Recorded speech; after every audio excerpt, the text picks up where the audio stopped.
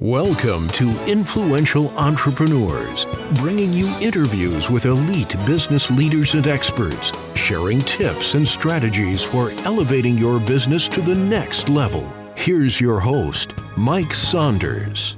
Hello and welcome to this episode of Influential Entrepreneurs. This is Mike Saunders, the Authority Positioning Coach. Today we have with us Jeremie Kubicek, who's a communicator, serial entrepreneur, and co-founder of GiANT, talking about his brand new book, The Peace Index. Jeremie, welcome back to the program. Mike, always good. I love what you do.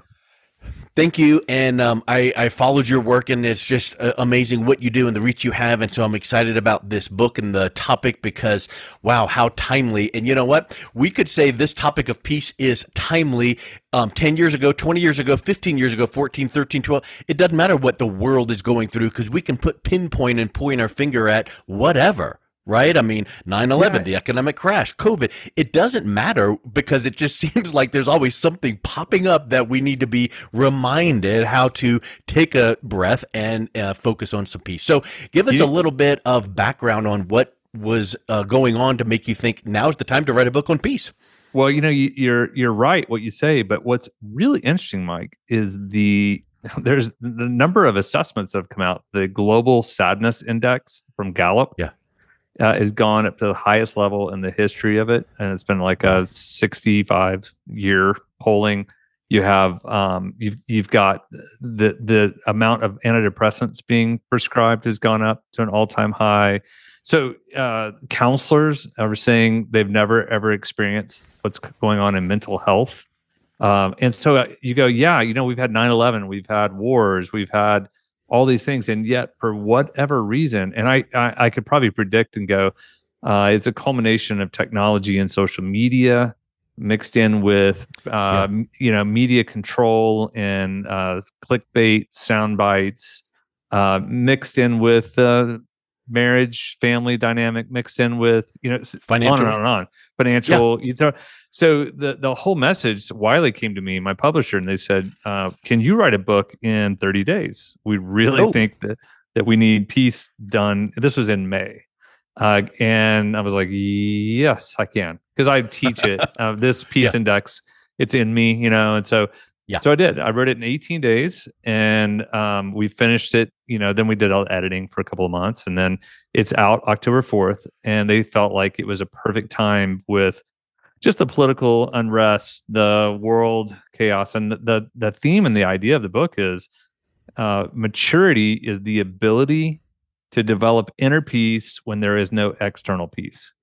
So how do you actually learn how to manage your emotions so that other people don't have to manage your emotions?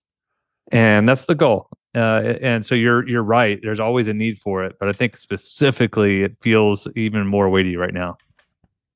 100%. And I wonder if some of the research that you found, because you mentioned social media and things like that, and I think that there should be a whole book done on, self-esteem and peace as it relates to the ease that we can get information about news through social media and online.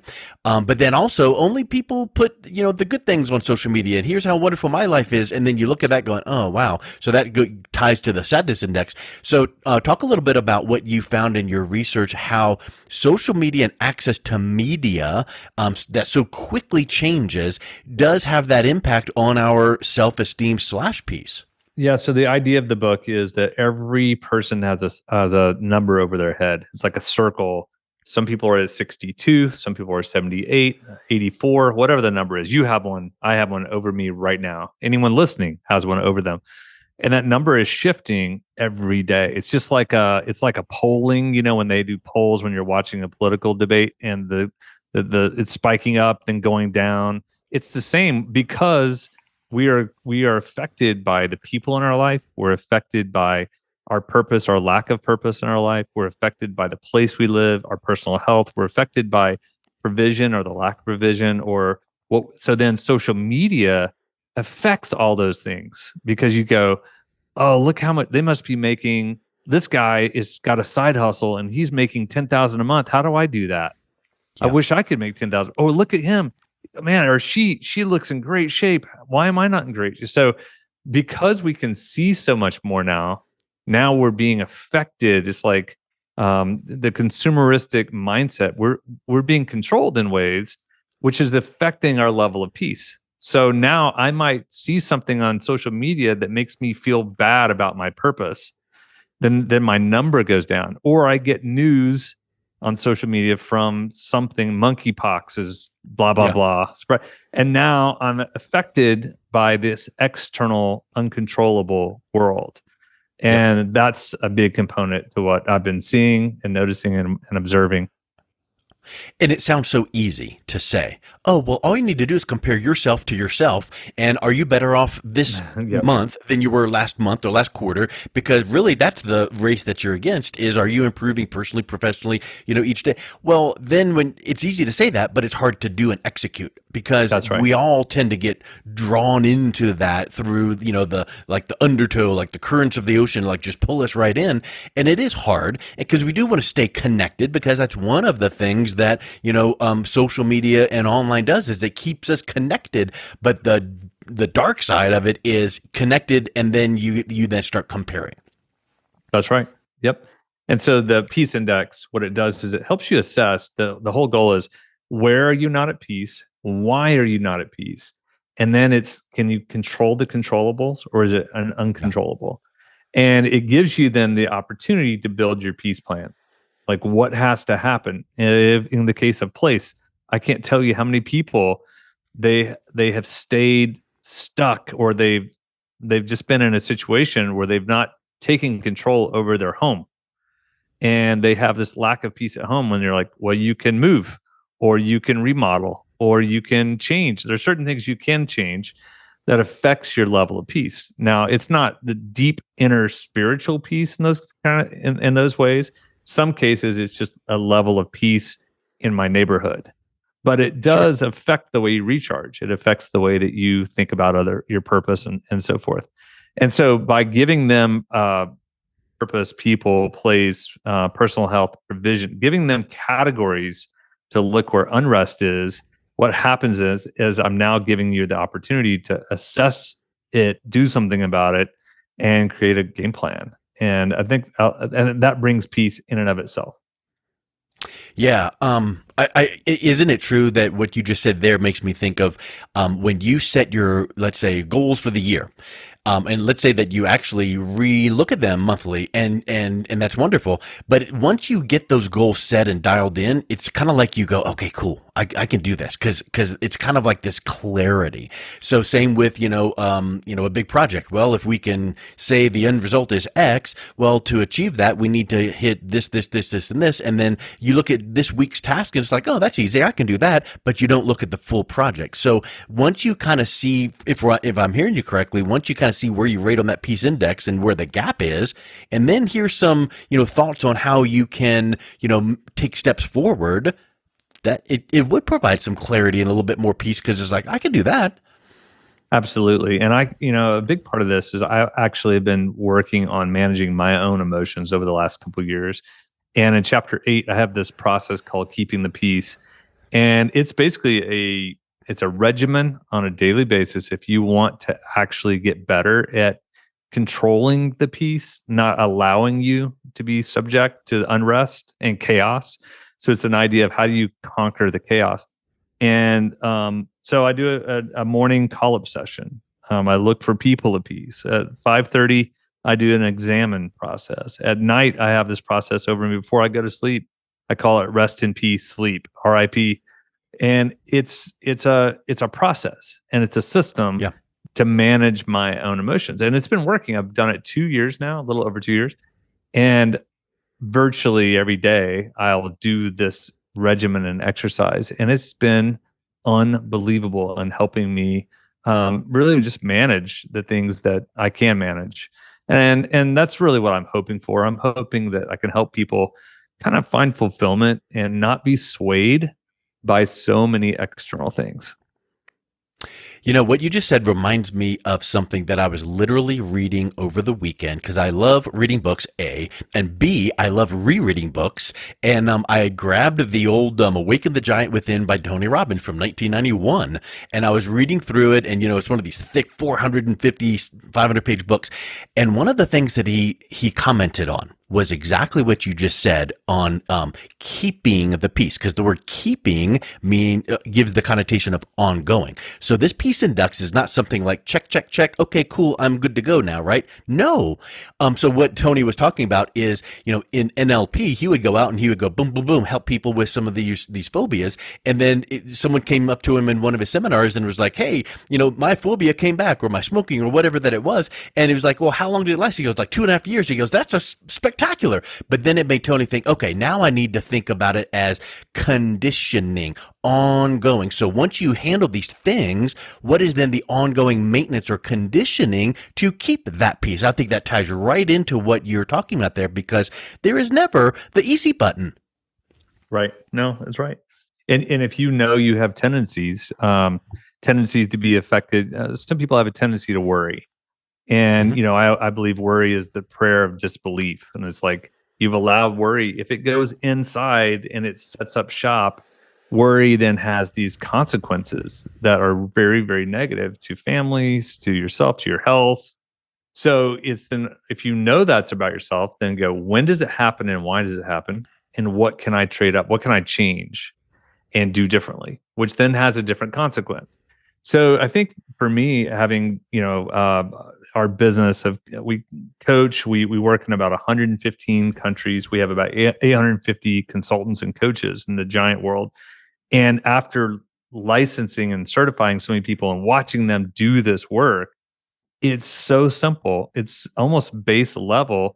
Someone's purpose might be off. Like out of these 5, one of them is a driver. For some people, it's people are a driver. For some, it's purpose or a driver.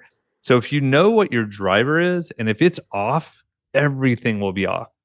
So what I'm hoping to do is reestablish some base level of, this is what I'm about. This is my purpose. I have a purpose assessment. I have a people assessment.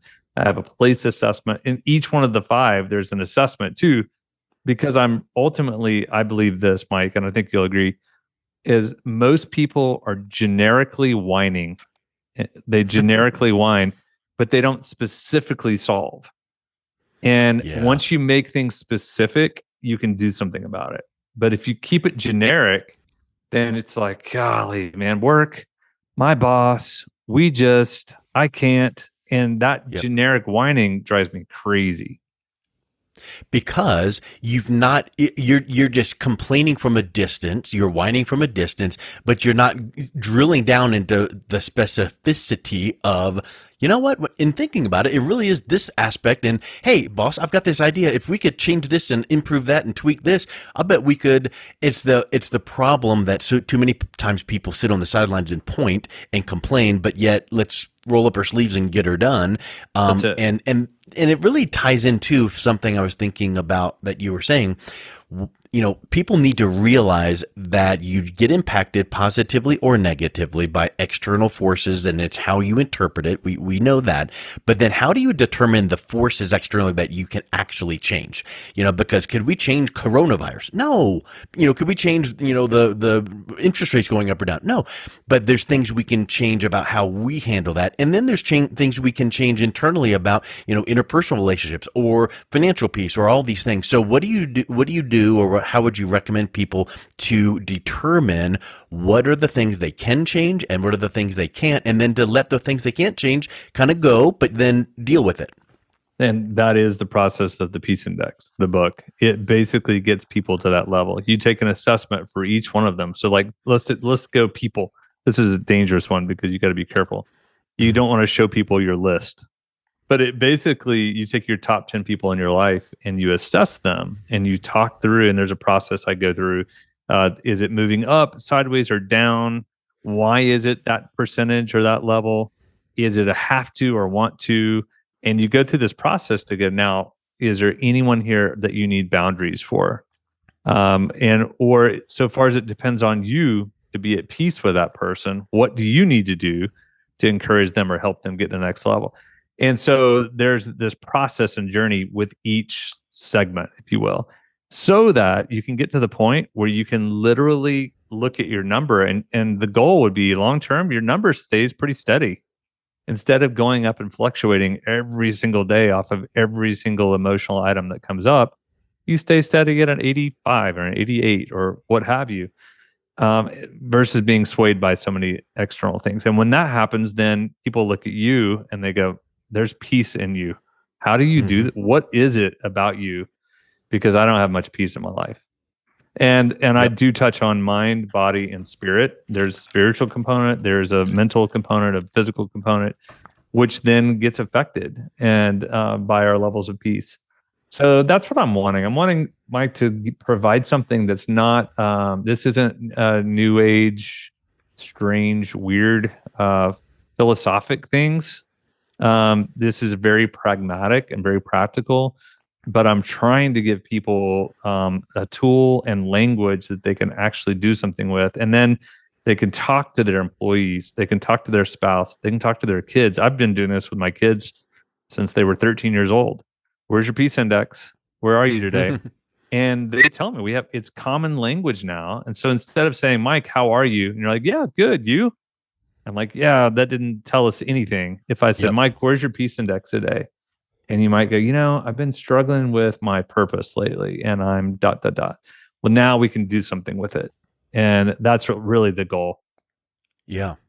Well, and also let's tie that a little bit more into what you briefly mentioned, like, peace is needed personally and professionally. How is this going to tie into like business owners, executives, team leaders?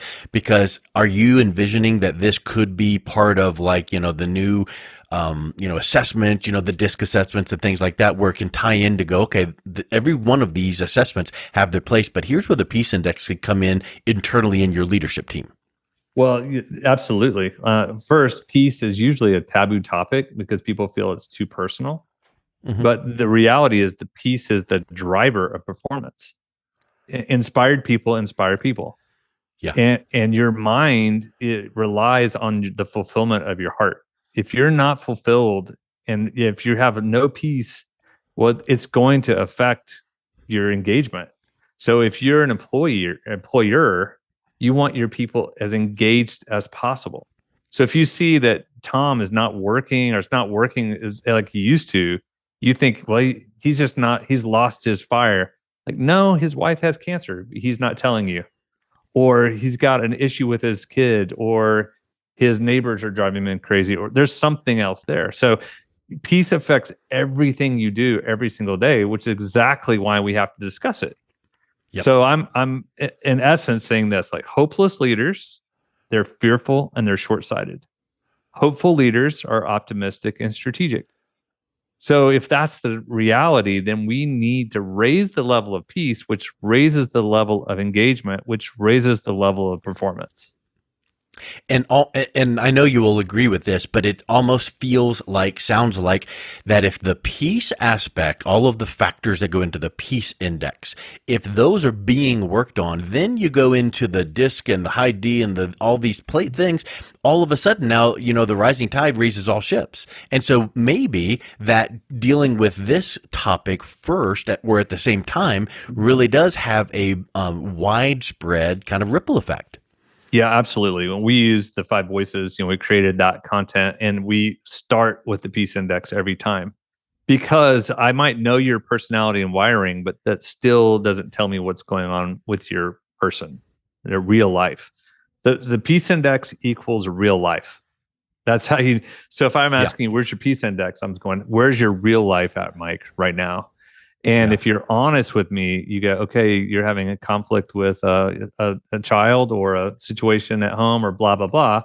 Now, if you trust me and I have influence, now I can go, do you need help? I'm like, is there any, or I have more grace for you, or I have just more understanding of the situation. So my expectations are better at work. Yeah.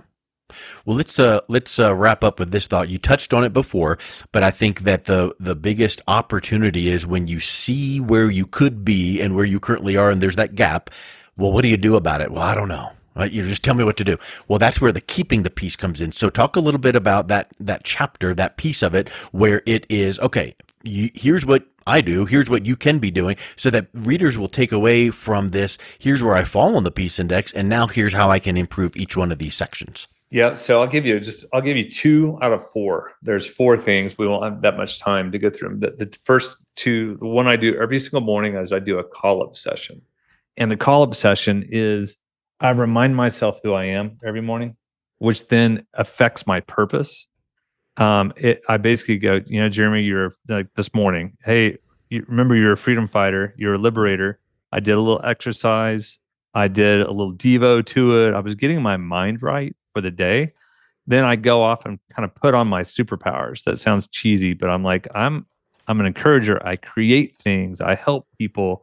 And I just was getting into who I was, which then makes my purpose feel right because I'm, again, reminding myself. Then at the end of the day, I do the examine at 5:30 every single day. I do these 2 for sure every day. I go through and go, what was I thankful for today? I had that really good podcast with Mike. I had that really good session with so-and-so, or thank you, Susie, for that phone call. And I might text her or him or whatever. Then I look back and get, where was I off today? And this is the key. Where was I off? I don't do it out of domination to myself. I do it out of liberation. It's like, why was I not at peace in this situation or this thing? So what it does for me is it allows me to manage my peace because I don't allow things to build up influence and affect me long term. So that you have that straw that broke the camel's back. Well, I don't allow that anymore because I deal with it every single day. I keep short accounts. So it's way easier to tweak or polish when you notice it before it becomes a big problem. That's it. And that takes me, that entire process takes me 7 to 10 minutes. I do it on the way home usually from my office. And I'm just kind of like thinking. And then by the time I get home, I'm already at peace because I've dealt with issues. I'm not like contemplating something and my wife going, are you okay? And then I kind of blow up. So it has been amazing. Again, to this idea, manage your emotions so that others don't have to manage your emotions. And the peace index gives you that ability to see it and know where the issue is, where the pain is, what the lack of peace is, and what's affecting it. And then there's times where I just go, turn off the things that are bringing negativity. Literally turn it off, get it out of your life. And if you go, well, you don't know my mother-in-law, or no, but there's certain things you can control and can't control. Sure. But if you can control it, then do it. Well, I think that this is so timely, so needed for now as well as moving forward. So I'm excited to pick up a copy myself. And anyone listening to this, what's the best way they can reach out and learn more about the book and pick up their copy? Yeah, so you can get it on Amazon or now. If you want to look at more, though, thepeaceindexbook.com. Thepeaceindexbook.com is the book website. It has a lot of details, other offers. It has an assessment if you want to take the Peace Index assessment.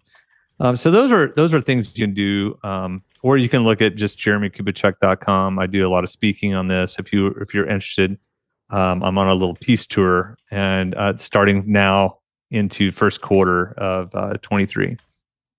Awesome. Well, Jeremie, thank you so much for coming on. It was a real pleasure talking with you, and I'm excited for your book. Thanks, Mike. Wish you well, my friend. You've been listening to Influential Entrepreneurs with Mike Saunders. To learn more about the resources mentioned on today's show or listen to past episodes, visit www.influentialentrepreneurssradio.com.